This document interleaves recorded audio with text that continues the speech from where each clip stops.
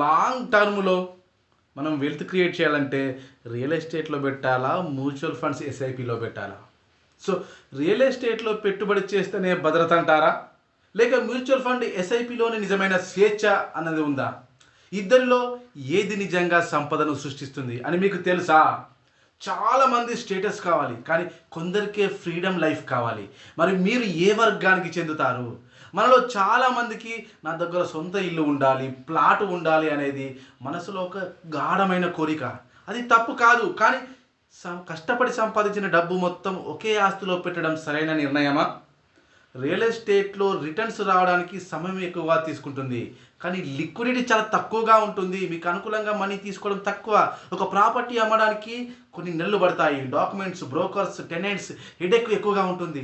Legal disputes, encroachments, maintenance ఇవన్నీ మీ time, energy, health అన్నీ తీసేస్తాయి కదా రియల్ ఎస్టేట్‌లో. Average return to 7-10% per year. అది కూడా రైట్ లొకేషన్, రైట్ టైం ఉంటే మాత్రమే. సో, మ్యూచువల్ ఫండ్స్‌లో మరి ఇప్పుడు చూద్దాం. ఒక 500తో మొదలయ్యే ఒక చిట్టి పెట్టుబడి ఎలా మీ ఫ్యూచర్ మార్చగలదో. ఎస్ఐపి అంటే సిస్టమేటిక్ ఇన్వెస్ట్మెంట్ ప్లాన్. ప్రతి మంత్ ఒక చిన్న మొత్తంలో పెట్టి ఒక డిసిప్లిన్‌తో కొనసాగిస్తే పవర్ ఆఫ్ కంపౌండింగ్ ద్వారా మనీ మీకోసం పనిచేస్తుంది. ఇది flexible, liquid, transparent, expert managed.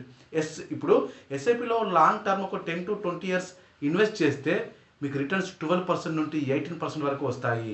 మీరు మార్కెట్ ఫ్లక్చుయేషన్స్‌కి భయపడవలసిన అవసరం లేదు. బికాస్ లాంగ్ టర్మ్‌లో మార్కెట్ ఎప్పుడు గ్రోతే చూపిస్తుంది కదా.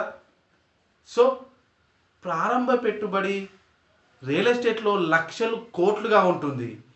మ్యూచువల్ ఫండ్‌లో 500 నుంచి లక్షలు, కోట్లైనా పెట్టుబడి పెట్టొచ్చు. మీకు మ్యూచువల్ ఫండ్స్‌లో లిక్విడిటీ ఎక్కువగా ఉంటుంది. బట్ రియల్ ఎస్టేట్‌లో లిక్విడిటీ అమౌంట్ తీసుకోవడం చాలా అరుదుగా ఉంటుంది. మీకు అమౌంట్ కావాలంటే ప్రాపర్టీ అమ్మడము అనేది జరుగుతుంది. లేదంటే రూ. 1,00,00,000 ప్రాపర్టీ తీసుకుంటే మీకు అవసరానికి ఒక 10,00,000 కావాలంటే రూ. 1,00,00,000 ప్రాపర్టీని అమ్మలేం కదా. So, that is the situation. So, అదే మ్యూచువల్ ఫండ్స్‌లో ఒక 20,00,000, 30,00,000, 1,00,00,000 ఉందనుకోండి. మీకు అనుకూలంగా ఎంత అమౌంట్ 20,00,000 అవసరం ఉన్నా ఈజీగా తీసుకోవచ్చు. మీ చేతిలో ఉన్నట్టే. దాంతోపాటు ఏదైతే ఉందో అమౌంట్ అనేది మీకు రిటర్న్స్ అనేది ఎక్కువగా తెచ్చిపెడుతుంది. సో, మై డియర్ ఫ్రెండ్స్, నేను చెప్పేది ఏంటంటే ప్రాపర్టీ అంటే స్థిరత్వం, కానీ లిక్విడిటీ ఉండదు. ఎస్ఐపి అంటే మూవ్‌మెంట్, గ్రోత్ ఉంటుంది. ఫ్రీడమ్ ఉంటుంది. లిక్విడ్ మీకు క్యాష్ అందుబాటులో ఉంటుంది. మీ డ్రీమ్ హౌస్ కొనడం తప్పు కాదు. కానీ ముందుగా ఫైనాన్షియల్ బేస్ స్ట్రాంగ్ చేసుకోండి. మ్యూచువల్ ఫండ్స్ ఎస్ఐపితో వెల్త్ బిల్డ్ చేసుకోండి. తర్వాత ఒక